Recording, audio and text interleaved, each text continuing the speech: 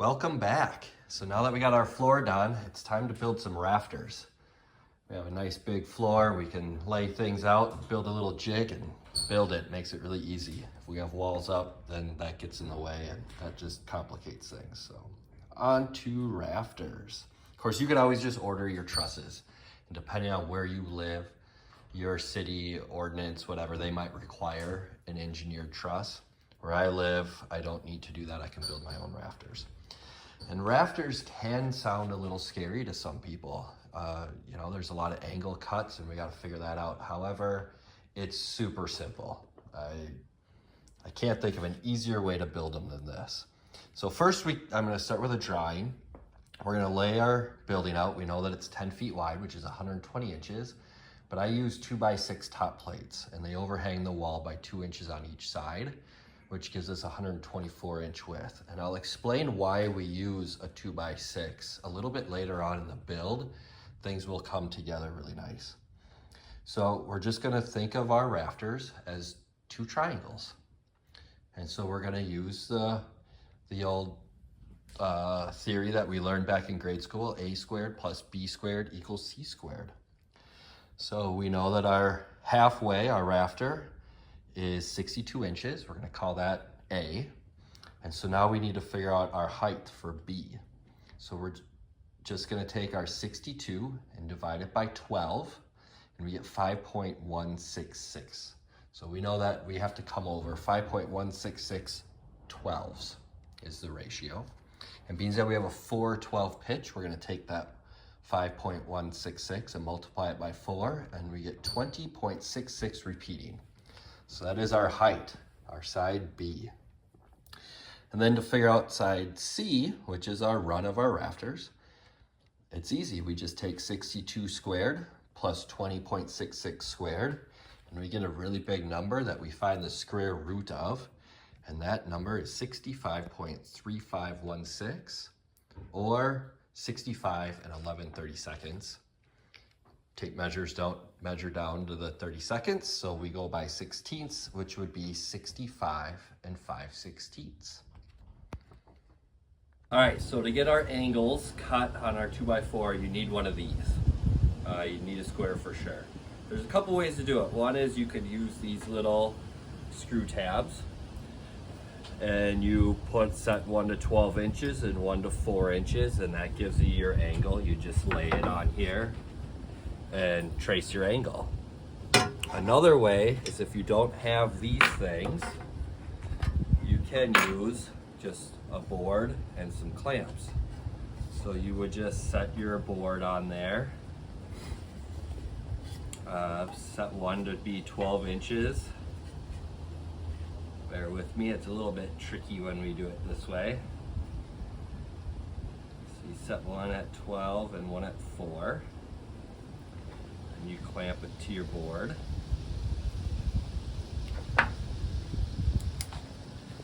And then you can just go ahead and put your board on and trace that mark out. Okay. Another way to do it is you can just use a regular T-square.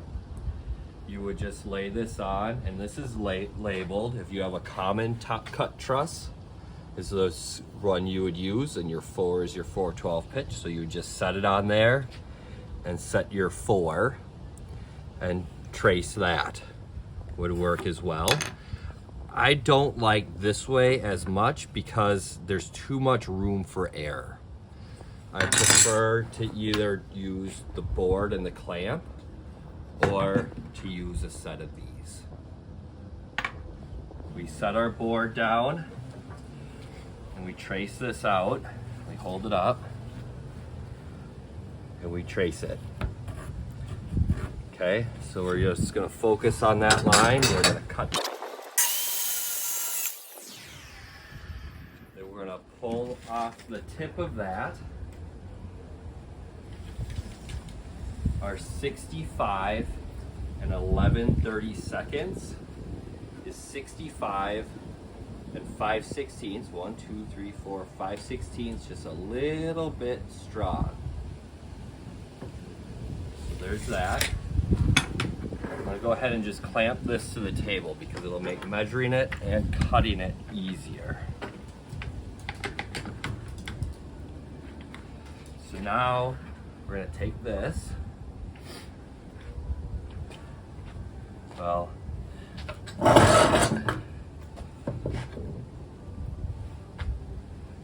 trace from that mark down.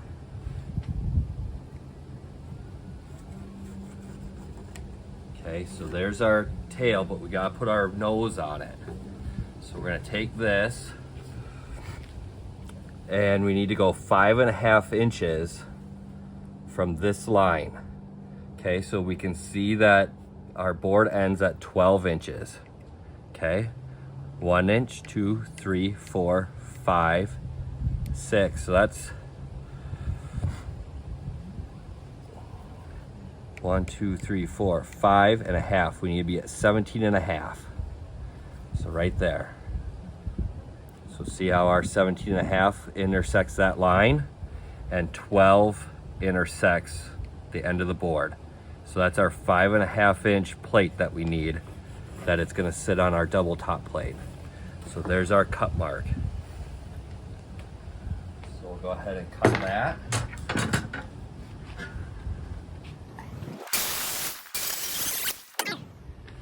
One rafter. And if we carry it over here, these are our double top plates. So you can see how that sits on there with the full weight of the rafter. All right, so what I did on the floor is I measured 60 inches and drew a line, 60 inches. That's our center of our floor. Then I marked my rafter for 2 inches. So this is 2-inch overhang here.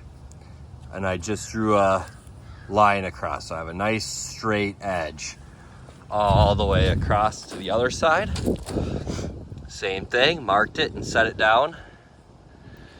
And when we stand back and look at the big picture, our trusses line up and work great.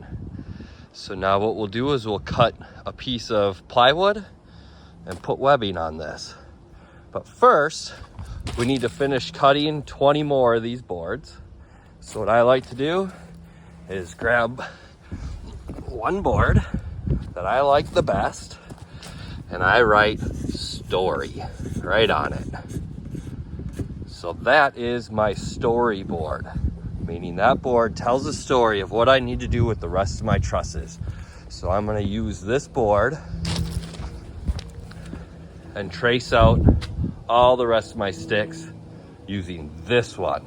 I'm not gonna retrace cut ones, because when you retrace cut ones, you have a lot of room for error. So always use the same one.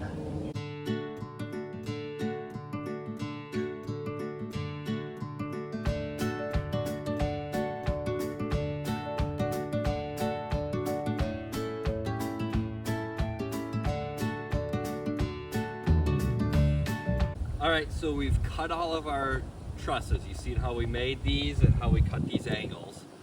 Now, to give you an idea of how this goes together, you could easily just build this on a table, but this works really well, especially if you've never done it before. So what I did is I screwed my 2x6, this is to simulate a top plate. I held it in from the edge of the building 3.5 inches, because the 2x4 is 3.5 inches. So this overhangs. And then I just screwed some scrap wood to it as a stop. And I did the same on both sides. So I just screwed this down, found center of my building, and then put these in. So what happens is now I can take each one of my pieces and lay them in here. And I've basically built myself a jig. So now my trusses fit together exactly the way that they're supposed to be, and everything is square and perfect. So now what we're gonna do is we're gonna take a 4x8 sheet of plywood, and we're gonna cut this angle down. And it's gonna be 4 foot wide, and then just make a triangle out of this. And that helps where we build buildings in Minnesota and Wisconsin, we deal with snow. So if we don't put that in, our snow load, the weight of the building will push down on our rafters. It'll make our walls bow out and eventually our roof will cave. And all of our buildings, we have that plywood is 4 feet across where it intersects our truss is 4 feet. And the reason that they're 4 feet across is because we build a lot of bunkhouses and she sheds and things, and having that 4 feet, we can hang a 4x8 piece of sheathing up there to finish off the ceiling. And to figure out how big that triangle needs to be, what's the width and what's the height, it's really easy. So we're just gonna think of this piece of paper as a 4x8 sheet of plywood. And we're gonna pretend that this ruler is a 2x4. And so we're going to lay it on the edge of our plywood and trace a line. Then we're gonna find the center of our plywood and trace an intersecting line. And now, as we said, we want our plywood to be 4 feet across total. So 2 feet on either side. And we have a 4/12 pitch. So we're coming over 2 12s, which means we need to go up 2 4s, so 8 inches, and we draw a line. And then we just connect the dots. Just use a straight edge and draw from the peak, intersect your line and go all the way to the edge of your plywood. And that will give you the perfectly sized piece of plywood.